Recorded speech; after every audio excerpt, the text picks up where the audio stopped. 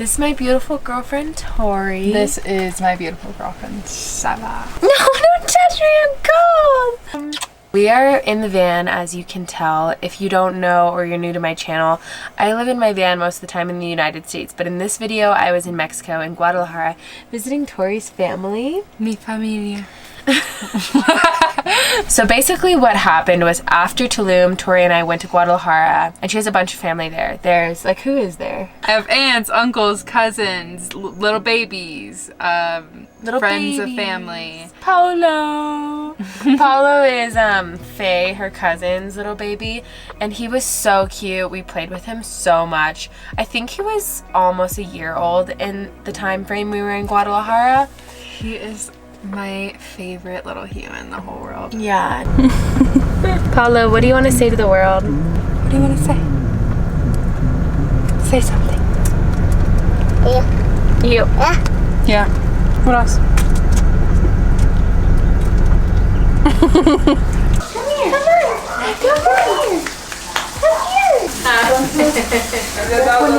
Does he make you want to have kids right now? Not right now, but he definitely makes me aware that I want kids eventually. For sure. Yeah, same. He's such a cutie. I just get Tori's really good with kids too.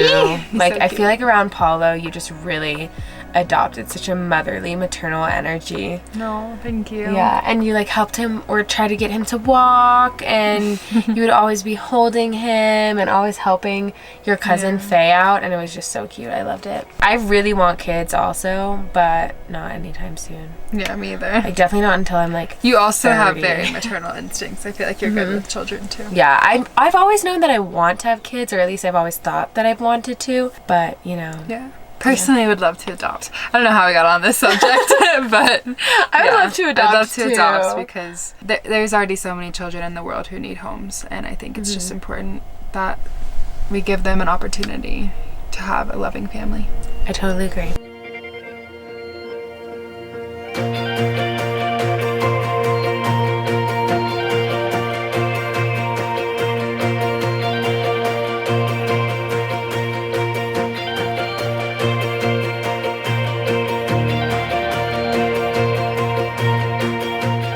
Tori planned most of the trip. Actually, yeah, she basically planned the whole trip because she had been to Mexico before and had already had so much information about other places she wanted to go. So I feel like I was kind of along for a wild ride and just going with whatever you planned for us. And for Guadalajara, I really knew nothing about it and had no expectations, and it completely blew me away. Like, it was such a colorful, vibrant city. It was so authentic. I really felt like it was authentic Mexico too. It's quite a big city as well, but there's a lot of markets that we went to with really colorful like textiles and stuff like that, and that was really cool to see. We just went to this market. It is apparently the largest market in Latin America, and it's called San Juan de Dios, but part of it burnt down last week. I think most of it is still open, but yeah, Faye said that part of it burnt down, and we weren't there for long because we kind of went to the market towards the end while it was closing up, but we did buy some candy and some of these beans. What are they called, Faye? Guamuchiles. Guamuchiles. Just the white part. It has like a seed.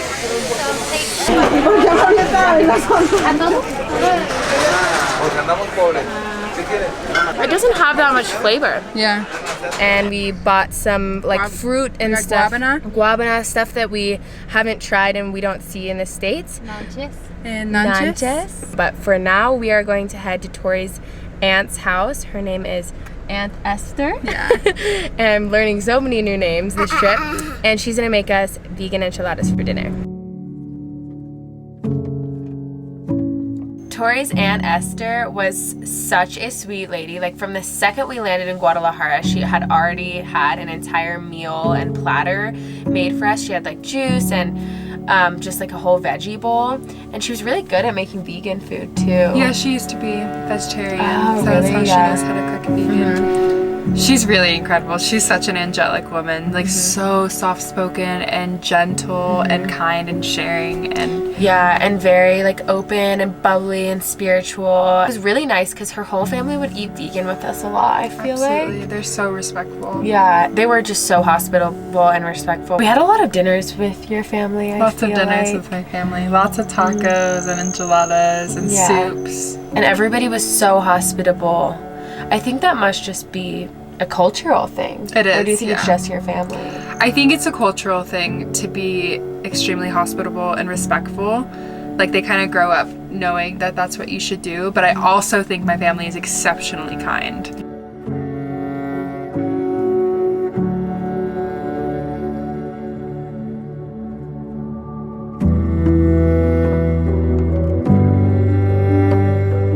We are rushing to get these vegan tacos because the store is about to close. Like, how soon are we? What is our... and it's 3 minutes. And it closes at 3? Maybe We already ordered them. we already ordered them, yeah. Also, we're so hungry. We haven't even eaten today very Ahorita much. llegamos entonces. Muchas gracias. Hasta luego. They closed at 4. They Oh, they close at 4? Oh my god! Online it says 3. I know. It says. Wait, that's actually amazing because now we get to like chill out. Oh my god.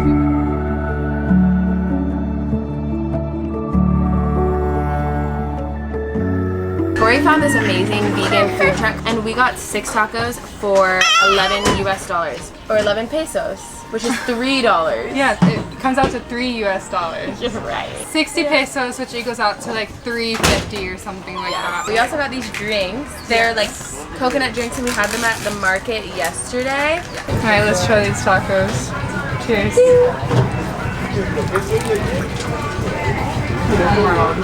Wow, it has so much flavor. Good. I want to eat this every day of my life. Oh, this is exactly what I wanted. Mexico is so easy to eat vegan. We would just search up vegan restaurants and I swear everywhere we were, we would find like a whole pinboard of them. Yeah, there was a lot. Even a lot of the cultural foods there were vegan without even having to ask. true. There was one thing we tried, I forget the name of it, but it was like these white root vegetable things with just like Cholula on top. Yeah, and another thing I tried was vegan tortas ahogadas, which is really local to that area and it's very Guadalajara. popular. Yeah, local to Guadalajara. And it's like a sandwich and it usually has meat in it, but I think mine had mushrooms. It's like soaked in sauce. Yeah, it's soaked in so it's like soggy bread, which I feel like doesn't sound good, but it was really good. It was like a soup, kind of, in a way. And at that same restaurant, Tori got a tortilla soup, which was really It good. was really good. And we also got a dessert. Of course, I had to get dessert. I don't know if you guys know that I am the biggest sweet tooth. So sweet. I'm salty, she's sweet. Oh, and another thing I got that fulfilled my sweet tooth was vegan ice cream Oh yeah. and snickerdoodles, like a vegan snickerdoodle.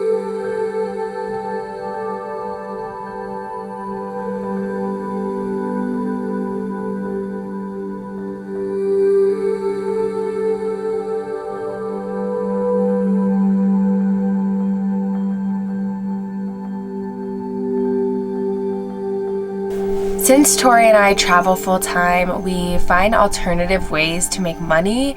I can make a whole video about this and I honestly plan to, but some of the ways I make money is through YouTube AdSense, sponsorships, I have a Patreon, and I also sell my wire wraps and jewelry. I recently actually just made some more, so I'll link that in my description down below. And then one of the ways Tori made money on this trip was she did a photo shoot for this coffee brand. It was like her friend's coffee brand, and she took really beautiful photos of it.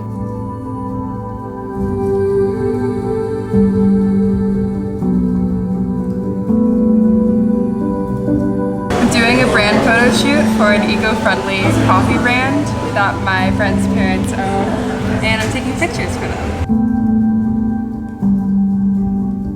Now the photo shoot is done, we get to actually drink our coffee. It's really good. Tastes like cereal. Cereal? I also made money from another sponsorship with the sunscreen. and Oh stuff like yeah. that. Yeah, we both did that. Kinfield? Yeah, that's like an amazing brand. I love that brand. Yeah, they're incredible. Wait, did they pay us? Yeah. They did? Yeah. Oh, I thought we just did that for some reason. Tori is picking out a bracelet because she regrets not buying one when I bought one at the last market. I think I might get this necklace and then one of these. I think you should do that one. Really? Yeah. Okay.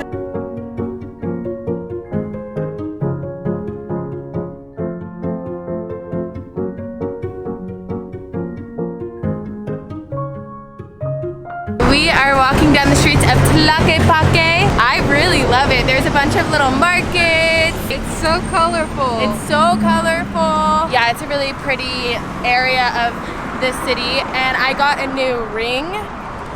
This is what it looks like. I got a new necklace. We are addicted to these jewelry stands. I don't know, I just love it.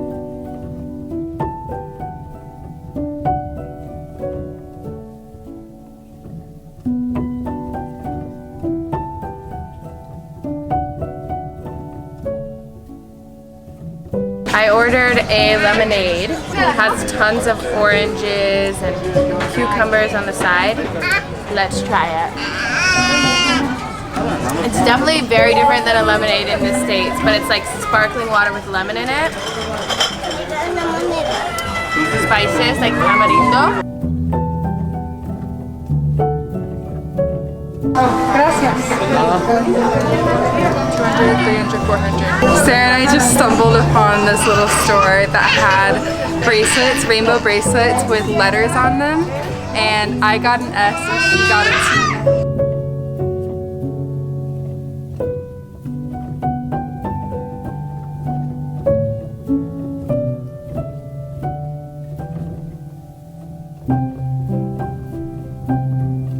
This is my cousin Tonce. She lives here in Mexico and she just got tequino, which is a fermented corn drink, and I'm gonna try some of it.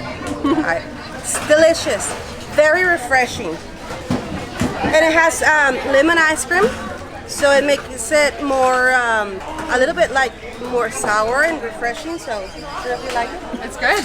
I taste the corn in it. You can taste the corn, the lemon, very refreshing, and you cannot believe it's corn and it's nice and sweet.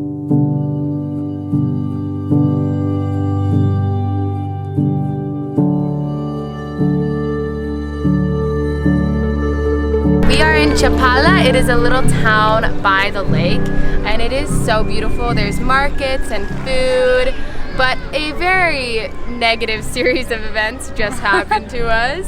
It just went back to back to back, like really unfortunate events, which started when I decided I was gonna fly my drone to get some shots. And then Tori took a turn flying the drone. Then I came back and I panicked because I saw the drone said low battery. So I took the drone that had low battery and I was like, and it was beeping at me telling me to land because it was low battery. So I took the drone and I went over to where I saw the drone and tried to start landing it, but it wasn't responding to me. And I was like, why is it not moving the way I want it to? This is so weird. And I kept just trying to fiddle with it. And then I finally figure out that it's not my drone when I go over to this guy and I see that he lands his drone right in front of him, and I was like, wait, that's your drone? And he was like, yeah, my drone ended up in the water and Tori got ripped off and scammed. There was just this little girl who was trying to get money from me, and I was confused with the language barrier, and I ended up having to give her money because she scared me a little bit. Tori told me that she came up with this pamphlet and asked her to scratch. Yeah. Apparently it was like a game, she said, but then once she scratched it, it said an allotment of money, and she's like, now you have to give me money. And Tori was like, wait, what? I I just gave her $4 Yeah. for US dollars, but it felt like I got kind of ripped off.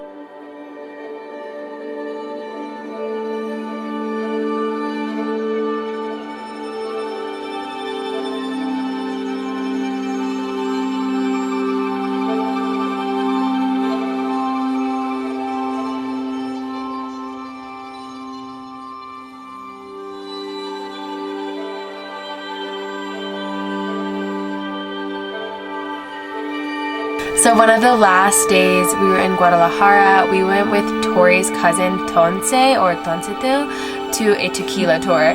Tonce's such a lively, bubbly energy. Like she's dancing. Incredible. Yeah, she's incredible. She's the life of every party. Yeah, Let me just say that. And she has this big dog named Bruce. Or how do you say Blues? Blues. And he's so big and such a character too. And then He's so big. He's a Great Dane. Oh, is that the breed? I think he's a Great Dane. Really? Yeah.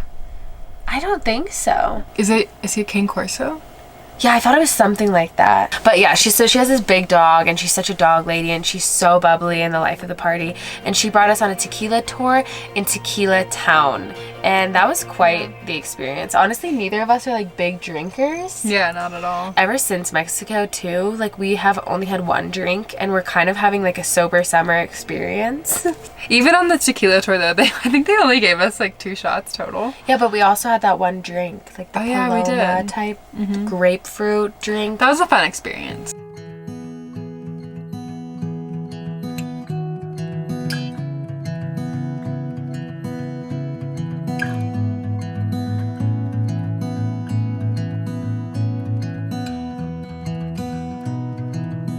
We got Takis and we also got this drink called I think it's called Cantarillo. we're not totally sure, but they had like grapefruit in it and lemon and tequila. It comes in this mug. It was 100 pesos, so that's about $5, and you get to keep the mug. I've been seeing these all around Guadalajara, so we don't really have room to keep It's this so mug, cute. but But I'm just gonna carry it around. Yeah. They put a lot of alcohol in it, but I don't even taste it really. Right? Oh, it's so good. It tastes like a margarita. Okay, the tour is leaving. We gotta go. Oh, we're leaving. It was really fun, and even though we're not big drinkers, we definitely did drink more in Mexico because I feel like it was part of experiencing the culture in a way. Lots of cervezas. Yeah, lots of cerveza. Muchos cervezas. Cerveza.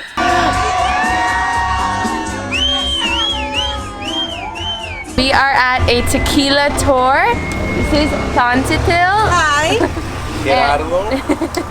Gerardito. And I'm Tori.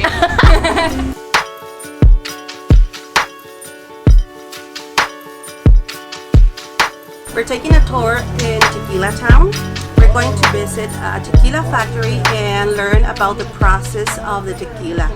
It's very old and antique process. Even it has been industrialized. And of course we're going to do some tequila tasting. I think that's going to be the best part of the tour. The way they explain to us to try it out is to first shake it a little bit, let it oxygen, and then smell it. Hold your breath, then swallow it little by little so that you can really taste it in your mouth. So here we go.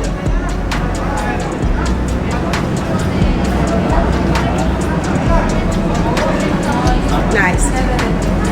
Nice. It's smooth, nice.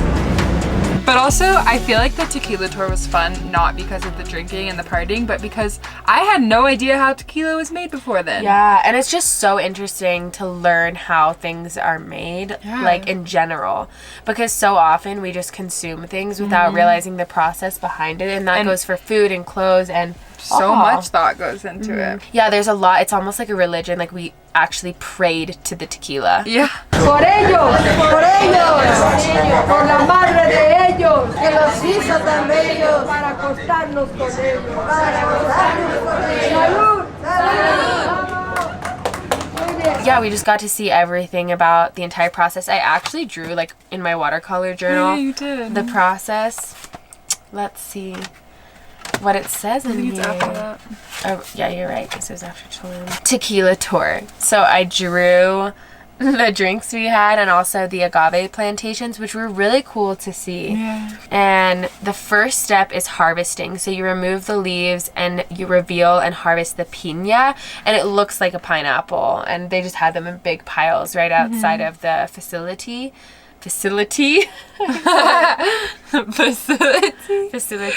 And then the second step is to cook the piña to make the sugar extraction easier. And then the third step is extraction. So the piñas are crushed and you extract the juices. And then there's the fermentation. So the sugars are transformed into alcohol. and there's the distillation where ferments are separated. And it was so cool because we walked through these big vats of tequila fermenting, I guess. And there was all these so strong. Yeah, it smelled, but it didn't smell like tequila. When we went with Tonse, she said that she cried when she smelled it because her dad worked at a tequila factory. Yeah. And he would come home smelling like that smell, and it doesn't smell like tequila, it smells sweet. Yeah, it smells very different and very unique. Like, it's a undescribable smell. There's nothing else that smells quite like that. But it was really cool, and it was kind of crazy to see so much tequila. After that is aging. So the tequila is aged in oak barrels, and we went through down underneath the tunnel and we looked at that also.